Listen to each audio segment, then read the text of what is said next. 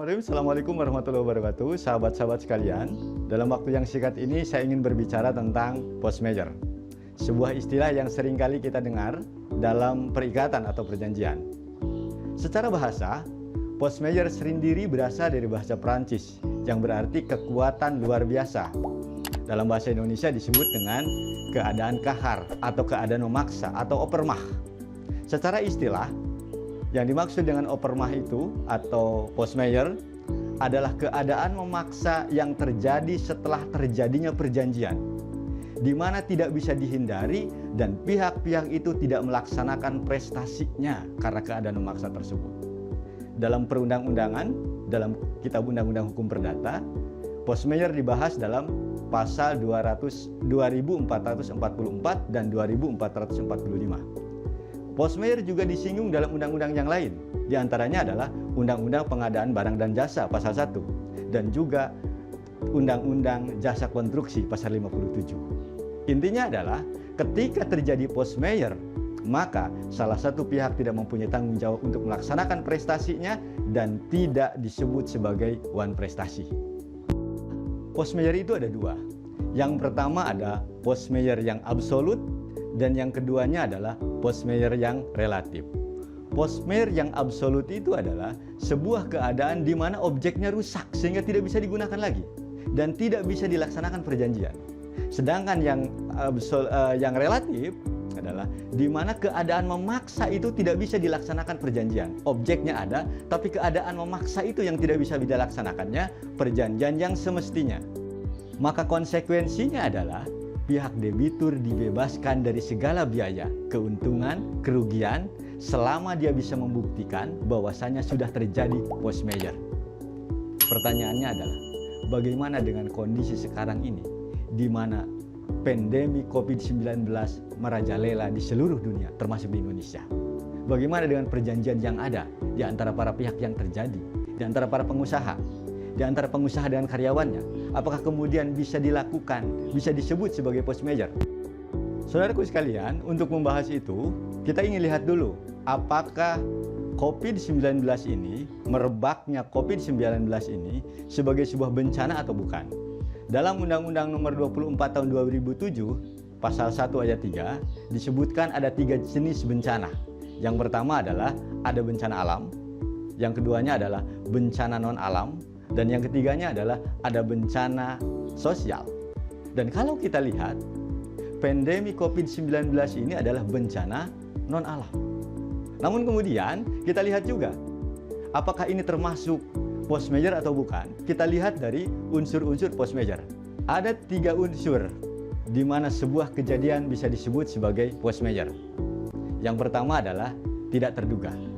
Dan kalau kita lihat, pandemi COVID-19 ini tidak diduga. Siapa yang menyangka tahun ini, awal tahun 2020 ini akan terjadi wabah yang menyebar ke seluruh dunia dengan COVID-19 ini? Tidak diduga oleh semuanya. Ini unpredictive.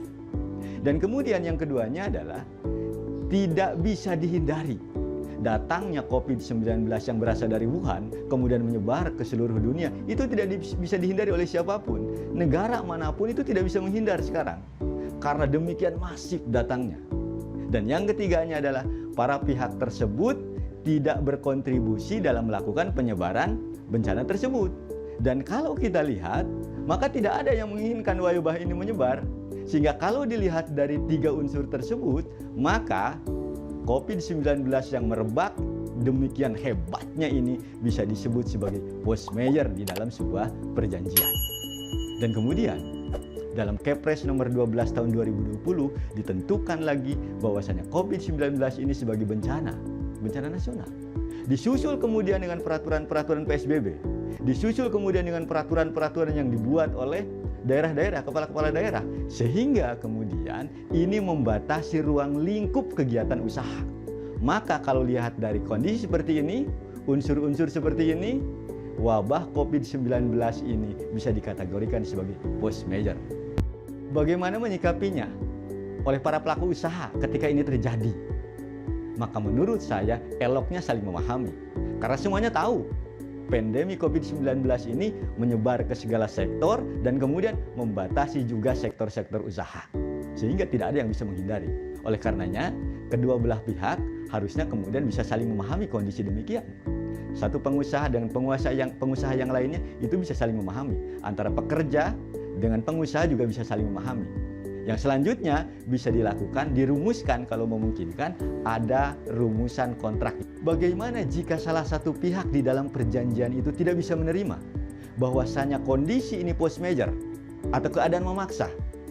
Maka pihak yang diminta tersebut bisa mengumpulkan daftar-daftar perjanjian yang ada, kemudian melis kewajiban-kewajibannya apa, sehingga mengetahui kewajiban-kewajibannya apa, prestasi-prestasinya apa. Dan yang selanjutnya adalah menunjuk pengacara, meminta bantuan pengacara, berdiskusi dengan pengacara, berdiskusi dengan legalnya. Dan yang ketiganya adalah menyampaikan kepada pihak terkait bahwasanya kondisinya sangat memaksa, ada sebab akibat, ada sebab force majeure dan mengakibatkan usahanya tidak jalan, perjanjiannya tidak bisa dilaksanakan dengan baik.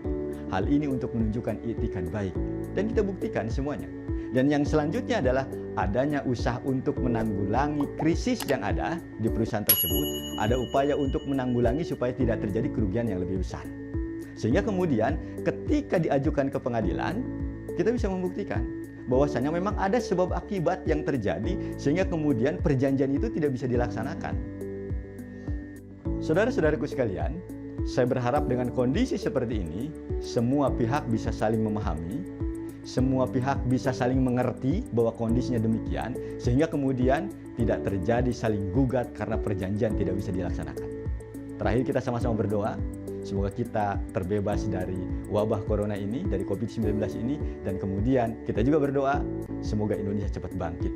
Terima kasih. Assalamualaikum warahmatullahi wabarakatuh.